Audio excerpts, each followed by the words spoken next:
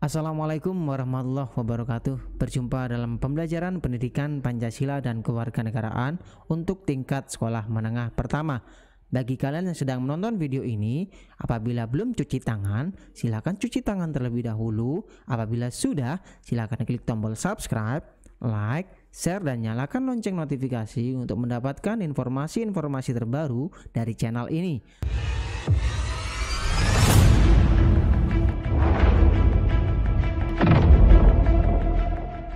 Mari kita awali pembelajaran ini dengan berdoa. Berdoa dimulai.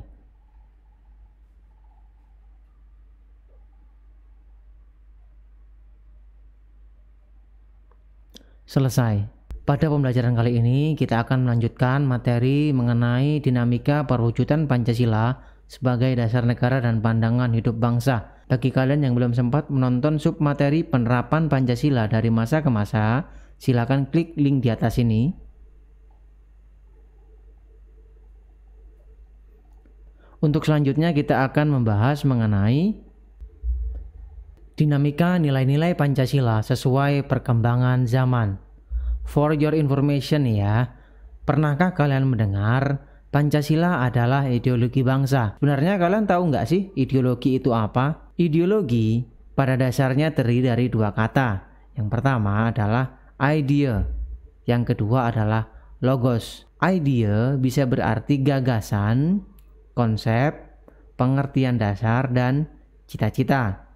Sedangkan logos bisa berarti ilmu. Kalau kedua kata ini digabungkan menjadi satu, menjadi ideologi yang dapat diartikan sebagai ilmu pengertian dasar. Selanjutnya yaitu hakikat ideologi.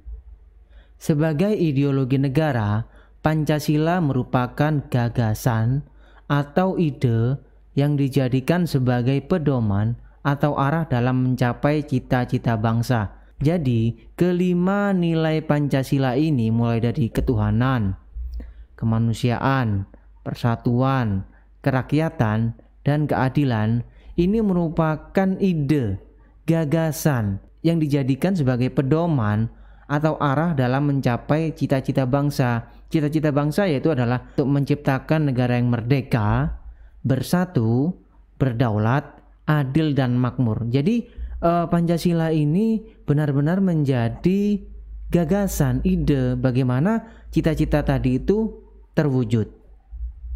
Kemudian Pancasila sebagai ideologi negara merupakan ciri khas atau identitas bangsa. Tentunya kalian masih ingat pada video sebelumnya bahwasannya Pancasila merupakan kepribadian bangsa. Ini menegaskan bahwasannya Pancasila ini hanya milik Indonesia. Jadi inilah yang membedakan antara Indonesia dengan negara-negara yang lainnya. Secara umum, ideologi ini dibagi menjadi dua. Yang pertama, ideologi terbuka dan ideologi tertutup. Pertanyaannya, menurut kalian Pancasila itu termasuk ideologi terbuka atau ideologi tertutup? Yuk kita cek ciri dari ideologi terbuka. Pertama, nilai-nilai dan cita-citanya tidak dipaksakan dari luar, melainkan digali dan diambil dari kekayaan rohani, moral, dan budaya masyarakat itu sendiri. Jadi dari ciri yang pertama ini sudah terlihat bahwasannya nilai-nilai dan cita-citanya tidak dipaksakan dari luar, semua itu tumbuh dari dalam masyarakat itu sendiri. Contoh dari kekayaan rohani seperti melaksanakan ibadah, menjauhi segala larangannya. Kemudian dari kekayaan moral, bangsa kita terkenal dengan moralitasnya yang tinggi, yang sangat sopan santun, menjunjung tinggi sopan santun. Kemudian budayanya, budaya kita sangat banyak dari Sabang sampai Merauke, ya. Yang kedua, dasarnya dari konsensus masyarakat, tidak diciptakan oleh negara, melainkan ditemukan dalam masyarakat sendiri. Jadi, dasar dari ideologi terbuka adalah hasil kesepakatan masyarakat. Jadi negara tidak bisa menciptakan, ya, semua dari konsensus, dari kesepakatan masyarakat yang ditemukan dalam masyarakat itu sendiri.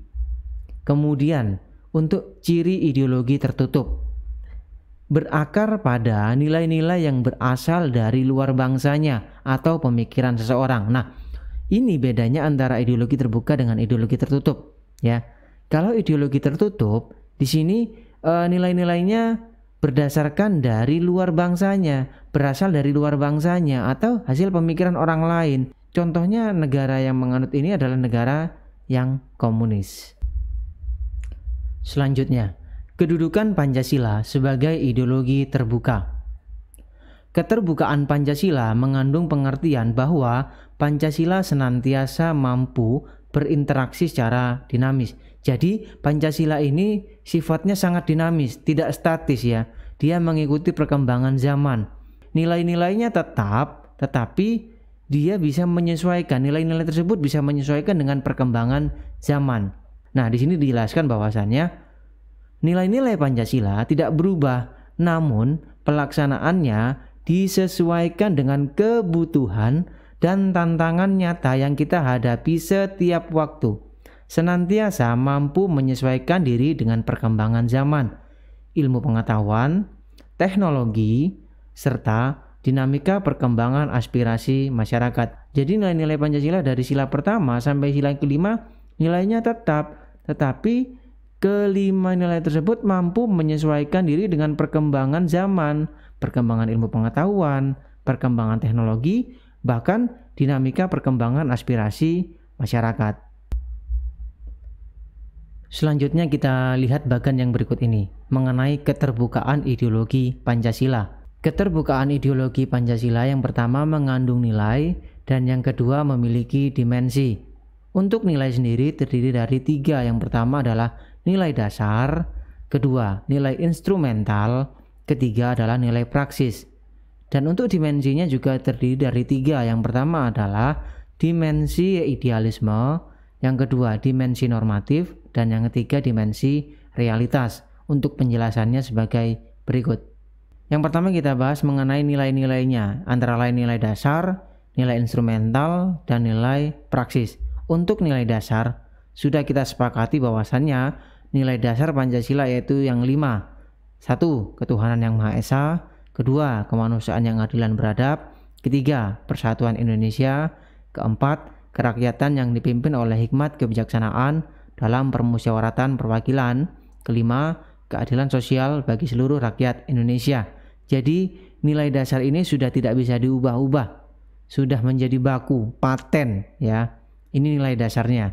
Kemudian nilai instrumental adalah bagaimana pelaksanaan dari nilai dasar tersebut terbentuknya suatu produk atau bisa dikatakan peraturan perundang-undangan. Contoh, di negara kita banyak peraturan perundang-undangan.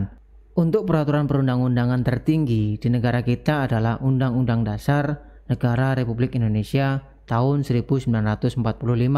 Di bawahnya masih terdapat peraturan perundang-undangan yang lainnya. Misalkan Undang-Undang Lalu Lintas, Undang-Undang KPK, kemudian Undang-Undang Informasi dan Transaksi Elektronik. Nah, di sini saya mengambil contoh untuk Undang-Undang Informasi dan Transaksi Elektronik.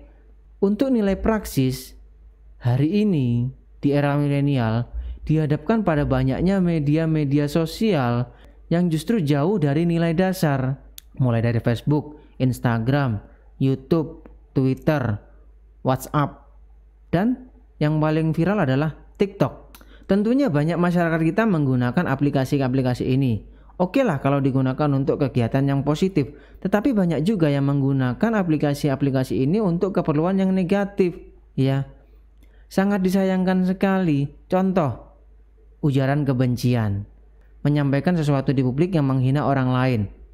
Hanya gara-gara jari kita mengetikkan sesuatu di media sosial, justru menjerumuskan kita ke dalam jeruji besi. Karena bangsa kita sudah memiliki Undang-Undang Informasi dan Transaksi Elektronik.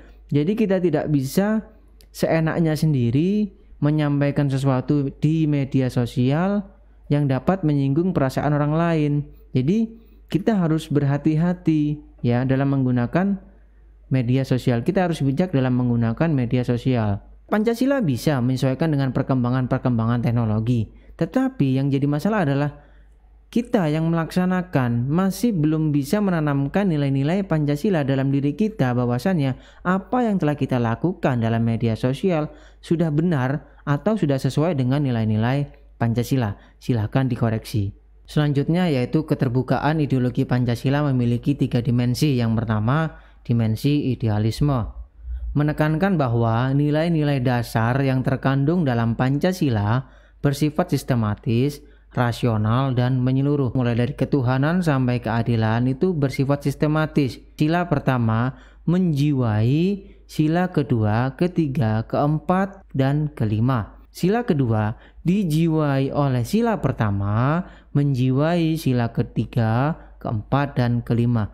Begitu selanjutnya. Kemudian Pancasila bersifat rasional, masih bisa masuk akal ya, masih bisa diterima oleh akal sehat. Kemudian bersifat menyeluruh atau holistik, jadi tidak bisa dipisah-pisahkan. Kemudian dimensi normatif. Nilai-nilai yang terkandung dalam Pancasila perlu dijabarkan dalam suatu sistem norma. Perlu memiliki norma atau aturan hukum yang jelas. Jadi menurut dimensi normatif ini perlu adanya produk hukum. Jadi stat fundamental norm. Bahwasannya Pancasila ini merupakan sumber dari segala sumber hukum yang ada di bangsa ini. Jadi tidak boleh ada hukum yang bertentangan dengan Pancasila. Semuanya harus bersumber pada Pancasila. Sehingga perlu adanya norma atau aturan hukum yang jelas. Dan yang terakhir adalah dimensi realitas. Bahwasannya keterbukaan Pancasila mampu mencerminkan realitas kehidupan yang berkembang dalam masyarakat. Pancasila harus dijabarkan dalam kehidupan masyarakat secara nyata. Jadi nilai-nilai Pancasila ini harus bisa dijabarkan dalam kehidupan nyata. Saya ambil contoh sila pertama, ketuhanan yang Maha Esa. Pancasila harus bisa dijabarkan dalam kehidupan masyarakat secara nyata. Contoh, masyarakat diperbolehkan memeluk agama sesuai keyakinannya masing-masing. Masyarakat diperbolehkan melaksanakan ibadah agama sesuai dengan ketentuannya. Kemudian melaksanakan segala perintahnya dan menjauhi segala larangannya. Nah, kelima nilai itulah yang harus dijabarkan secara nyata dalam kehidupan masyarakat kita. Pembelajaran hari ini cukup sampai di sini. Apabila ada yang tidak dipahami atau tidak dimengerti, silakan tuliskan pertanyaan kalian di kolom komentar. Terima kasih telah mengikuti pembelajaran hari ini. Kita akan bertemu pada pertemuan selanjutnya. Wassalamualaikum warahmatullahi wabarakatuh.